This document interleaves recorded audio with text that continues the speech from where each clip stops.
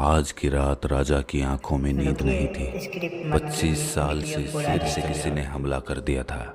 आज रात राजा को 25 साल पहले की वो रात याद आ गई जब वो निर्भीक होकर युद्ध के लिए तैयारियां कर रहा था। उस वक्त राजा सिर्फ एक सेनापति हुआ करता था और उसे सिर्फ राजा के आदेशों का पालन करना होता था। इसीलिए उसके मन में उस वक्त कोई भी अंतर्द्वंद्व नहीं चल रहा था। लेकिन आज सेनापति खुद राजा हो चुका था और अब उसे खुद अपने सेनापति को आदेश देना था। उसका एक गलत आदेश लाखों लोगों की जान का जिम्मेदार हो सकता था। राजा जानता था कि उसकी सेना विरोधियों के मुकाबले में बहुत कम है और इस युद्ध को जीतने की संभावना उसे बहुत ही कम लग रही थी। उसका एक मन तो बार बार यही पुकार कर रहा था कि आत्मसमर्पण कर दो ताकि लाखों लोगों की जान बच सके। लेकिन उसका दूसरा मन आत्मसमर्पण करने के लिए तैयार ही नहीं हो रहा था।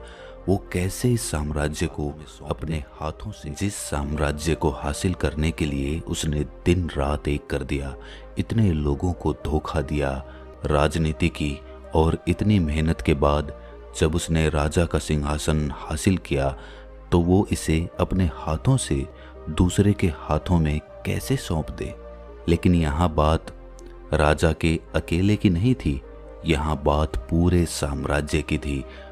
राजा बार बार ध्यान में बैठने की कोशिश कर रहा था जिससे कि वो अपनी अंतरात्मा की आवाज़ सुन सके, लेकिन बहुत कोशिशों के बाद भी उसे कोई आवाज़ सुनाई नहीं दे रही थी। इसीलिए वो कोई भी फैसला नहीं ले पा रहा था और उसके पास वक्त भी बहुत सीमित था। आज रात का ही तो वक्त था उसके पास। कल सुबह तो विरोधियों की सेना उन पर आक्रमण कर चुकी होगी।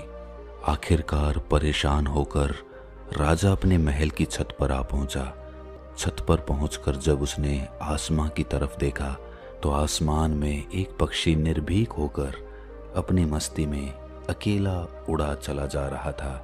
राजा ने महसूस किया कि बहुत से लोगों की जिम्मेदारी उठाने के बाद कैसे एक आदमी अपना अकेलापन, अपनी मस्ती, अपनी आज़ादी खो देता है, क्योंकि उसे बहुत से लोगों को सोचकर कोई निर्णय लेना होता है। जब राजा को कोई रास्ता नजर नहीं आया तो वो अपना घोड़ा लेकर अपने गुरु की गुफा की तरफ निकल पड़ा। उसके गुरु ने उसे चेतावनी दी थी कि जब तक बहुत ज़रूरी ना हो मुझे ध्यान से मत उठाना। गुफा के बाहर जब अपने घोड़े को खड़ा करके राजा जब उस गुफा में पहुंचा तो उसने पाया कि उसके गुरु बहुत ही गहरे ध्यान में लीन थे। यहाँ फिर एक बार राजा के मन में अंतर्द्वंद्व चलने लगा। वो सोच रहा था कि अपने गुरु को ध्यान से बाहर निकालना उचित होगा कि नहीं, कहीं उसके गुरु गुस्सा तो नहीं हो जाएंगे। तभी अचानक गुरु ने अपनी आंखें खोलकर कहा कि राजन, दरवाजे पर आकर भी तुम क्यों अंतर्द्वंद्व में फंसे हुए हो। राजा ने अपने गुरु को प्रणाम करते हुए कहा कि गुरुदेव, आप तो मेरे मन से भली भांति परिचित है।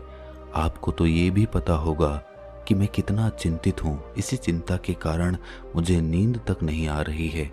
आप ही बताइए, मुझे अपनी अंतरात्मा की आवाज़ कैसे सुनाई देगी? कैसे मैं सही फैसला ले पाऊंगा? कैसे मैं अपने साम्राज्य को बचा पाऊंगा? गुरु ने राजा को संबोधित करते हुए कहा कि राजन, हर इंसान के दो मन होते हैं। एक मन उसे कोई काम करने के लिए प्रेरित करता है तो दूसरा मन उसी काम को टालने के लिए उसे पीछे खींचने की कोशिश करता है। और यहीं पर इन दोनों मन के बीच में हम अटक जाते हैं, हम संशय में फंस जाते हैं और उसके बाद कोई सही फैसला नहीं ले पाते। और जो भी फैसला हम इस संशय की स्थिति में लेते हैं वो आधा अधूरा होता है और वो हमें आखिर तक पछताने के लिए मजबूर करता रहता है। राजा ने अपने गुरु से पूछा कि फिर इसका समाधान क्या है? ये तो गुरुदेव, मैं भी जानता हूँ कि मैं संशय में फंसा हुआ हूँ, लेकिन इस संशय से बाहर आकर अपनी अंतरात्मा की आवाज़ सुनकर सही फैसला कैसे लूँ, यही मुझे समझ में नहीं आ रहा है। कृपया करके इसके लिए कोई रास्ता बताएं, कोई तरीका बताएं। जिससे मैं जो भी फैसला लूं उस पर मुझे पछताना ना पड़े। गुरु ने बड़े ध्यान से अपनी बात कहना शुरू की।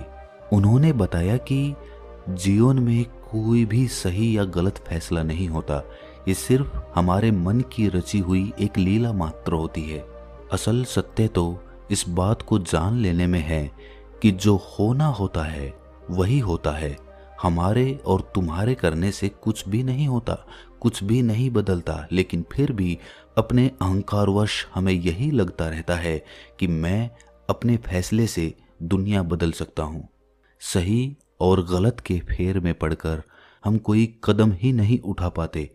अगर तुम गलत कदम भी उठाओगे, गलत फैसला भी लोगे, तो वो तुम्हें भविष्य में एक सीख देगी।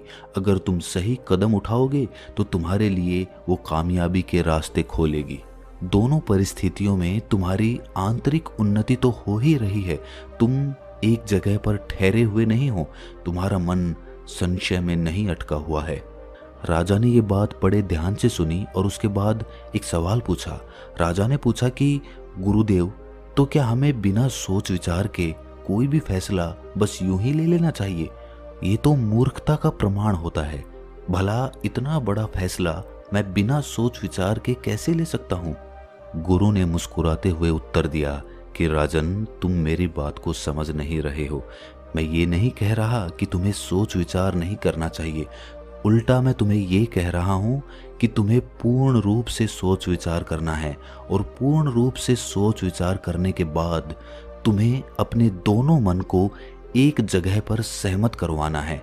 अगर तुम अपने दोनों मन को एक जगह पर सहमत करवा पाए, एक काम के लिए एक ही दिशा में लगा पाए होगा, तो वो तुमने बहुत बार महसूस किया होगा कि किसी काम को करने में तुम्हारा मन तो करता है, लेकिन तुम्हारी बुद्धि उसी काम का विरोध करती है। दोनों में एक अंतर्द्वंद चलता रहता है, एक विरोधाभास चलता रहता है। पर यह बात समझने की होती है कि जो बात तुम्हारे मन के अंदर से उठ रही है, कहीं ना कहीं वो बात तुम्हें सही रास्ते पर ले जाने की कोशिश कर रही है। वहीं पर तुम्हारी बुद्धि तर्क वितर्क के कारण उस रास्ते को साफ करने की कोशिश कर रही है। जैसे कि उदाहरण के तौर पर तुम्हारे मन को लग रहा है कि किसी पहाड़ी पर कोई खजाना छुपा हुआ है। तुम्हारा मन उस पहाड़ी वाले रास्ते पर जाने को कर रहा है, लेकिन तुम्हारी बुद्धि कह रही है कि वो पहाड़ी वाला रास्ता सुरक्षित नहीं है। वहाँ पर रास्ते में कंकड़ पत्थर होंगे, जंगली जानवर होंगे, और हो सकता है कोई लुटेरे भी हों, जान का खतरा भी हो। ये सारे सवाल तुम्हारी बुद्धि खड़ा कर रही है, लेकिन तुम्हारी बुद्धि तुम्हें सतर्क करने की कोशिश कर रही है। जब तक तुम अपनी बुद्धि के सवालों का निवारण नहीं कर लोगे, तब तक उस रास्ते पर जाना एक मूर्खता का प्रमाण होगा। उस रास्ते पर जाने के लिए पहले तो तुम्हें पूरे रास्ते भर की सामग्री, खाने की सामग्री अपने साथ लेनी होगी। उसके बाद अपनी सुरक्षा के लिए अपने साथ कुछ हथियार और कुछ सैनिकों को साथ लेना होगा, और उसके बाद तुम अपनी यात्रा चालू कर सकते हो, क्योंकि अब तुम्हारी बुद्धि के सवालों का निवारण हो चुका है।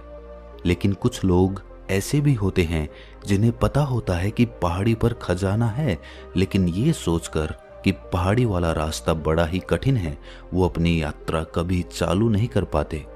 हो सकता है कि उस पहाड़ी पर पहुंचकर तुम्हें कोई खजाना ना मिले, तुम्हें खाली हाथ ही लौटना पड़े। लेकिन इस सत्य को जान लेना भी जरूरी होता है कि जो होना होता है वही होता है, उसका अफसोस नहीं करना चाहिए। तुमने अपनी पूरी कोशिश की, पूरी मेहनत की, उसके बाद भी तुम्हें कुछ हासिल नहीं हुआ, तो वो होने को मंजूर था। उसके लिए तुम्हें अफसोस नहीं करना, बस उस हार से एक सीख लेनी है। तुम अपनी कोशिशों को किस तरह और ज़्यादा बेहतर बना सकते थे, सिर्फ इस पर सोच विचार करना है, ना कि व्यर्थ की चिंता में पश्चाताप करना है। आखिरकार मैं तुम्हें यही समझाना चाहता हूँ कि अंतरात्मा की आवाज़ तब सुनाई देती है जब मन और बुद्धि दोनों एक बात पर पूर्ण रूप से सहमत हो जाते हैं। गुरु ने राजा को सावधान करते हुए कहा कि राजन, एक बात अपने दिमाग में अच्छी तरह से उतार लेना, जब भी कोई होनी होती है तो वो अपने पीछे पश्चाताप ज़रूर छोड़ कर जाती है। तुम्हें हमेशा ये लगेगा कि अगर मैंने इस तरह ये काम किया होता तो शायद ये काम सफल हो जाता। और ये पश्चाताप हर एक असफल काम में तुम्हें नजर आएगा। जब भी तुम अपने आप को किसी काम में नाकामयाब पाओगे, तुम यही सोचोगे कि मुझे दूसरे तरीके से ये काम करना चाहिए था। लेकिन समझने की बात ये होती है कि होनी कभी भी तुम्हें ये एहसास नहीं होने देगी कि ये होना तय था। तुम्हारे और मेरे हाथ में कुछ भी नहीं था। और कुछ सचेत, जागे हुए, होशपूर्वक जीवन जीने वाले बुद्धिमान लोग इस बात को जान लेते हैं और वो कभी भी होने के बाद पछतावा नहीं करते, क्योंकि उसके बाद जो होना था, वो तय था। उसमें पछतावा करने की क्या आवश्यकता है। और जिन लोगों को अपने फैसले पर विश्वास नहीं होता, वो हमेशा अपने अतीत को सोच सोच कर दुखी होते रहते हैं। लेकिन बुद्धिमान लोग जानते हैं कि अतीत को कभी बदला नहीं जा सकता। बस वर्तमान में सही फैसले हम ले सकते हैं और भविष्य हमारे हाथों में नहीं होता। इसके बाद गुरु ने राजा को वहां से जाने का आदेश देते हुए दोबारा ध्यान में प्रवेश कर लिया। राजा का अंतर्द्वंद अब खत्म हो चुका था और वापस अपने राजमहल में लौटकर चैन की नींद लेने के लिए अपने शयन कक्ष में चले गए। दोस्तों, कैसी लगी ये कहानी आपको? कमेंट सेक्शन में ज़रूर बताना। और अच्छी लगी हो तो इस चैनल को सब्सक्राइब करके नोटिफिकेशन बेल को ज़रूर प्रेस कर देना। तो मिलते हैं अगली किसी कहानी में। तब तक के लिए अपना ख्याल